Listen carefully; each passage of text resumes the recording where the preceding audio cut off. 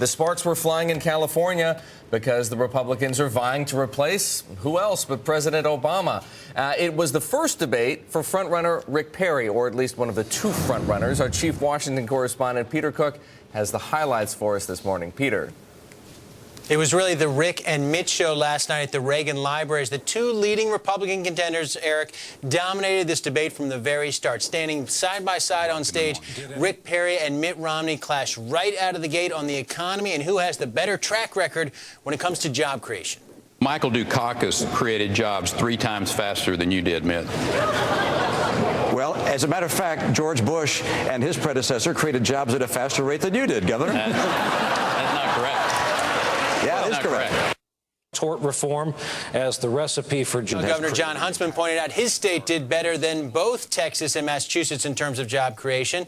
But Perry said he felt like a piñata at one point. The price he pays for becoming the frontrunner less than a month into the race. He was challenged on his views on climate change, health care in Texas, and his contention that Social Security is a Ponzi scheme.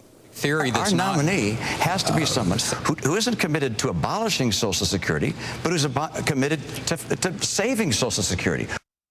You cannot keep the status quo in place and not call it anything other than a Ponzi scheme. It is. That is what it is. Americans know that. Now, toward the end of the debate, Fed Chairman Ben Bernanke found himself under fire. Former House Speaker Newt Gingrich said if he was president, he would fire him tomorrow.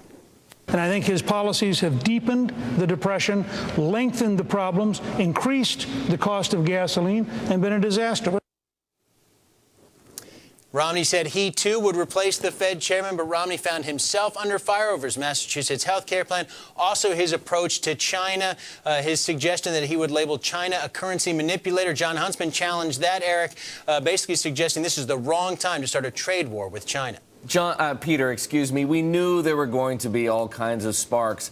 What we really want to know, though, is did these contenders say anything new? What did we learn from the debate?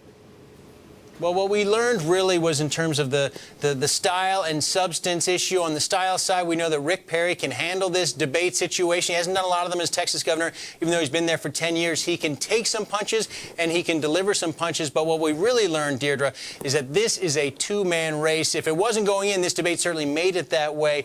It's Romney and Perry for the moment, these two going at it, and the other candidates, basically a sideshow last night. They're going to complain about that and try and weasel their way back in.